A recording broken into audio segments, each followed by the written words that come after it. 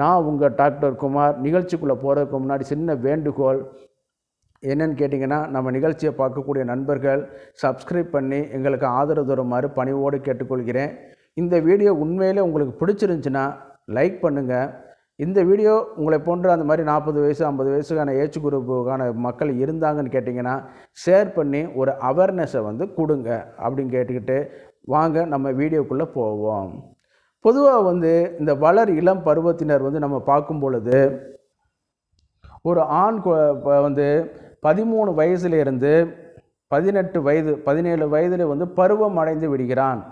அப்போ அவனுடைய இதில் இந்த டெஸ்டோஸ்டரான் ஹார்மோன் நிறையாக உற்பத்தி பண்ண ஆரம்பிக்கும்.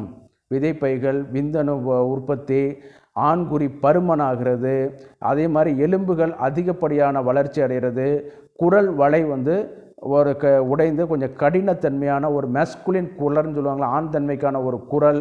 அதே நேரத்தில் உடம்போட மஸ்குலேச்சர் கட்டுமானம், அதே நேரத்தில் இந்த எலும்புகளோட வளர்ச்சி இதெல்லாம் அபரிமிதமான வேகத்தில் நடந்துக்கிட்டே இருக்கும் 13 வயசுலேருந்து அந்த 18 வயசுக்குள்ளே. அப்போ அந்த மாதிரியான அந்த அடல்ட்டின் பருவம் அடைஞ்சதுலேருந்து அதுக்கான பீக் பீரியடில் வரும்பொழுது 25-30 வயசுக்குள்ளே வரும்பொழுது என்னன்னு கேட்டிங்கன்னா, இந்த டெஸ்டோஸ்டரான் மற்றும் புரோட்டீனோட சிந்தசிஸை எடுத்துக்கொண்டு அபரிமிதமாக நல்லா வளர ஆரம்பிக்கும். எந்த உணவு சாப்பிட்டாலும் சரி நம்ம உணவு அதை ஏற்றுக்கொண்டு ஜீரணித்து நல்லா மஸ்குலேச்சர் பில்டப் பண்ணி கொடுக்கும். அதே நேரத்தில் நல்லா ஓடுவாங்க, ஆடுவாங்க, நல்லா பாடுவாங்க. நம்மளே சொல்லுவோம் இளந்தாரி பயல்கள்னு சொல்லுவோம், அதே மாதிரி வளர்கிற பையங்கள்னு சொல்லுவோம், அதே மாதிரி இளங்கான்று பயம் அறியாதுன்னு நம்ம என்னென்னமோ பழமொழி சொல்லுவோம். ஆனால் 40 வயசுக்கிட்ட வரும்பொழுது என்னன்னு கேட்டிங்கன்னா அப்படியே சுருங்க ஆரம்பிச்சிடும். சரிங்களா? நான் விரைப்புத்தன்மையை பற்றி பேசலை, உங்களுடைய காம உணர்வை பற்றி பேசலை, உங்களுடைய உடல் அமைப்பை சொல்கிறேன். அப்போ இந்த மாதிரிலாம் இது பண்ணும் பொழுது என்ன ஆகுதுன்னு கேட்டிங்கன்னா, அந்த இது உடல் அப்படியே சுருங்க ஆரம்பிக்கும். 45-50 வயசில் பார்த்திங்கன்னா இன்னும் சுருங்க ஆரம்பிக்கும். இதற்கு முக்கியமான ஒரு காரணம் என்னன்னு கேட்டிங்கன்னா, அடிப்படை காரணம் அந்த 13 வயதிலிருந்து 17 வயது வரைக்கும் நம்ம ஆண் குழந்தைகளை முறையான கவனிப்பு பண்ணுவது கிடையாது. எந்த பேரண்ட்ஸும் பண்ணுவது கிடையாது. சரிங்களா? அதே நேரத்தில் அவங்களுக்கு தேவையான விட்டமின்ஸ், புரோட்டீன் இது எல்லாமே நன்றாக கொடுக்க வேண்டும். சரிங்களா? இதில் பார்க்கும் பொழுது மெயினாக பார்க்கும்போது அந்த ஆண் தன்மைக்கான அந்த ஹார்மோன் குறைய ஆரம்பிச்சிடும். சரிங்களா? அதே நேரத்தில் இன்சுலினோட சுரப்பு குறைய ஆரம்பித்தோன்னே என்னன்னு கேட்டிங்கன்னா, ஒவ்வொரு தசைக்குள்ளேயும் போயிட்டு அதை பெனட்ரேட் பண்ணி அந்த சர்க்கரையோடைய அளவோட கண்ட்ரோல் பண்ணுற இது குறைய ஆரம்பிச்சிடும். சரிங்களா? அப்போ என்னான்னு கேட்டிங்கன்னா, அப்போ அந்த டெஸ்டோஸ்டரான் கேரி பண்ணக்கூடிய இது வாய்ப்புகள் ரொம்ப கம்மியாக போயிடும். அப்போ என்னன்னு கேட்டிங்கன்னா, அந்த மஸ்குலேச்சர் பில்டப் தசை கட்டுமானம் கொஞ்சம் கொஞ்சமாக குறைய ஆரம்பிக்கும். இந்த ஸ்டேஜில் தான் வெளிநாட்டுக்காரவங்க இந்த மாதிரிலாம் என்ன பண்ணுறான்னு கேட்டிங்கன்னா, நல்ல புரோட்டீன் உணவுகள், நல்ல எக்ஸசைஸு இதெல்லாம் செஞ்சு இது பண்ணுறதுனால என்னன்னு கேட்டிங்கன்னா, நல்ல திடகாத்திரமான கொழுப்பு சார்ந்த உணவு வகைகள், பயிற்சிகள் இதெல்லாம் எடுக்கிறதுனால என்னன்னு கேட்டிங்கன்னா, அவனுடைய உடம்பு அப்படியே மேலே மேலே இதாகிட்டுருக்கும்.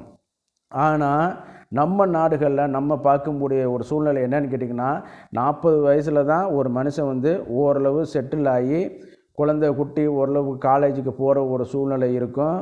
அதே நேரத்தில் வீடு இந்த மாதிரியான இது தோட்டம் துறவுகள் வாங்கக்கூடியது, வண்டி வாகனங்கள் வாங்கி ஒரு அது வரைக்கும் வளர்ச்சியாக வந்துட்டு இருந்த வாழ்க்கை ஒரு ஸ்டெபிலைஸாக அப்படி தான் போயிட்டுருக்கும். அப்போ அவர் என்ன பண்ணுவார்னு கேட்டிங்கன்னா, தனது வேலையில் தான் அவர் கவனம் செலுத்துவார். சரிங்க? உடலில் கவனம் செலுத்த மாட்டார். உடல்நிலையில் கவனம் செலுத்த மாட்டார். காலையில் எந்திரிக்கணும், அதிகாரி என்ன சொல்லுவாரோ, என்ன நம்மளுக்கு இன்றைக்கி ஆர்டர் கொடுத்துருக்காங்களோ என்னங்கிறது தெரியலையே அப்படின்னு சொல்கிற பதட்டத்திலே எந்திரிச்சு காலையில் எந்திரிச்சு குளிச்சுட்டு அந்த உடல் தலையை தோட்டாமலும் சீவாமலும் சரியான அந்த உடல் சூடோடைய தலையில் எண்ணெய் தேய்ச்சிக்கிட்டு வெயிலில் பயணம் பண்ணி ஆஃபீஸுக்கு போய் அங்கே போனால் ஏசியில் உட்காந்துக்கிட்டு பணிகளை பார்த்துக்கிட்டு இந்த மாதிரியான இதிலே சீட் ஒர்க்கு பார்க்குறது இதிலே இருந்துக்கிட்டு மறுபடியும் 6 மணி ஆச்சுன்னா அந்த மாதிரி. ஏன்னா இன்றைக்கி ஏர்னிங் ரொம்ப முக்கியம். ஆமாம், நம்ம ஒரு எக்ஸசைஸோ இது பண்ணணும்னு பார்த்தீங்கன்னா நம்மளால் அது இன்றைக்கி வாய்ப்புகள் இல்லை. ஏன்னா ஏர்னிங் கெட்டு போச்சுன்னா எல்லாமே போயிடும். அப்போ இருக்கிற வீக்கெண்ட் டேஸில் இது பண்ணாலுமே நம்மளுக்கு வாய்ப்புகள் ரொம்ப கம்மி. அதனால தான் இந்த பருவ வயதின் அந்த 40 வயதுக்கு மேலே உள்ள நான் சொன்னக்கூடிய ஏஜ் குரூப்புகள் வந்து அந்த ஹார்மோனோட லெவலு, புரோட்டீனோட கட்டுமானம் கம்மி, கொழுப்பு உணவுகளுடைய திடகாத்திரமான உணவுகளுடைய இது வந்து கம்மி, இப்போ பாடி ஒர்க்கு வந்து இது வந்து கம்மி. அப்போ இதனால் வந்து அந்த மஸ்குலேச்சர் கட்டுமானமும் குறைஞ்சு அப்படியே வந்து நாளாக நாளாக நம்மளுக்கு வந்து மிக விரைவாக முதுமை தோற்றத்தை வந்து உண்டு பண்ணி கொடுக்க வைக்கும். ஃபார் எக்ஸாம்பிள், நம்ம கிராமப்புறங்கள்லாம் போய் பார்த்துருப்போம். அந்த காலத்தில் வந்து கொஞ்சம் இந்த நாட்டுக்கோழியை அடித்து இந்த களியில் கொடுத்து சேர்த்து கொடுப்பான். அந்த ஆளுகள்லாம் பார்த்திங்கன்னா 70 வயசுலேயும் இன்றைக்கும் வந்து கலப்பை பிடிச்சி உழுகிற ஆளுகள்லாம் இருக்குது. நானும் பார்த்துருக்கேன், எல்லாம் பார்த்துருக்கேன். 70 வயசுன்னு சொன்னாலே நம்ப முடியாது. இன்றைக்கி நம்மளால் கொஞ்சம் ஒரு சைக்கிள் ஓட்டுறது கூட ஒரு இயலாமல் உள்ள சூழ்நிலை வரும்போது அவன் 70 வயசுலேயும் கலப்பை பிடிச்சி உழுகிற அளவுக்கு திறமைகள் வந்து காட்டிங்கன்னா, அன்னைக்கு அந்த களியை சாப்பிட்ருப்பான்.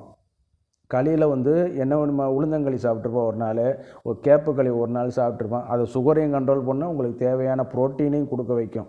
சரிங்களா? அப்புறம் அதில் கொஞ்சம் நல்லெண்ணெய் ஊற்றி கொடுப்பான். அது தேவையான கொழுப்பு சத்துக்களை வந்து அது நேச்சுரலாகவே அதுக்கு வந்து சப்ளிமெண்ட் பண்ண வைக்கும். அதே நேரத்தில் நல்ல வெயிலில் போய் வேலை செய்வான். இருக்கிற எனர்ஜி எல்லாமே டவுன் ஆகி இதாகிக்கிட்டே வர ஆரம்பிக்கும். அப்போ வந்து அந்த பிளட் சர்க்குலேஷன் வந்து அதிகமாக போகிறதுனால வந்து அந்த இன்சுலின் வந்து இன்சுலின் தசைகள் வழியாக பயணம் பொழுது அந்த பெனட்ரேஷன் பண்ணும்பொழுது இந்த டெஸ்டோஸ்டரான் ஹார்மோனும் வந்து தனது பயணத்தை இது பண்ணுறதுனால தசைகளுடைய கட்டுமானம் வந்து குறையாமல் பாதுகாத்துக்கிட்டே வந்துட்டுருக்கோம். சரிங்களா?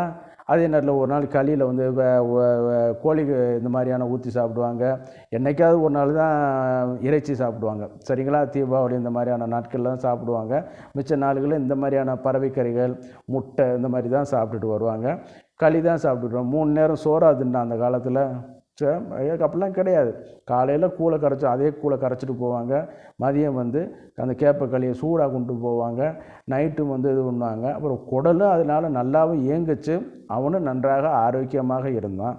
இதற்கு முக்கிய காரணமே உணவுப் பொருள்களை வந்து நம்ம வந்து இது பண்ணிக்கிற வேண்டியது.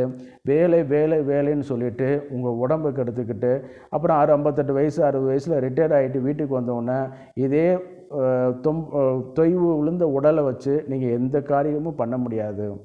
மீன்வைல் இந்த ஹார்மோனல் வந்து அந்த 40 வயசுலேயே கொஞ்சம் கொஞ்சமாக குறையிறனாலையும் உங்களுடைய உடல் வேலை வாய்ப்புகள், மன உளைச்சல் இதெல்லாம் இருக்கிறனாலையும் நீங்கள் தாம்பத்தியத்தில் இதுக்கான ஒரு பை ப்ராடக்டான ஒரு தாம்பத்தியத்தில் வந்து நீங்களால் ஈடுபட முடியாது. அதே நேரம் வந்து விரைப்புத்தன்மையும் குறைய ஆரம்பிச்சிடும். முக்கியமான இது வந்து அப்போ அன்னைக்கு போய் நம்ம வந்து என்னென்னு கேட்டிங்கன்னா இன்னும் உங்களுக்கு டிப்ரெஷன் ஆகி போயிடும். விரைப்புத்தன்மை குறைந்த ஆளுகளுக்கு அது தெரியும். நம்மளால் செக்ஸுவல் பெர்ஃபார்மன்ஸை சரியாக பண்ண முடியாத ஆளுகளுக்கு ஒழுங்காக உட்காந்து ஆஃபீஸில் வேலை செய்ய முடியாது. அந்த மன உளைச்சலே வந்து மறுபடியும் அவனை வந்து அதிகப்படுத்திக்கிட்டே வர ஆரம்பிக்கும். அப்போ வந்து என்ன ஆகுன்னு கேட்டிங்கன்னா, இந்த இதெல்லாம் வந்து நம்ம வந்து அந்த 13 வயசுலேருந்து 18 வயசுலேயே பேசிக் நல்லா உரம் போட்டு எப்படி பயிரை காப்பாற்றுறோமோ அதே மாதிரி ஆண் குழந்தைகளுக்கும் நீங்கள் கவனம் செலுத்த வேண்டும்.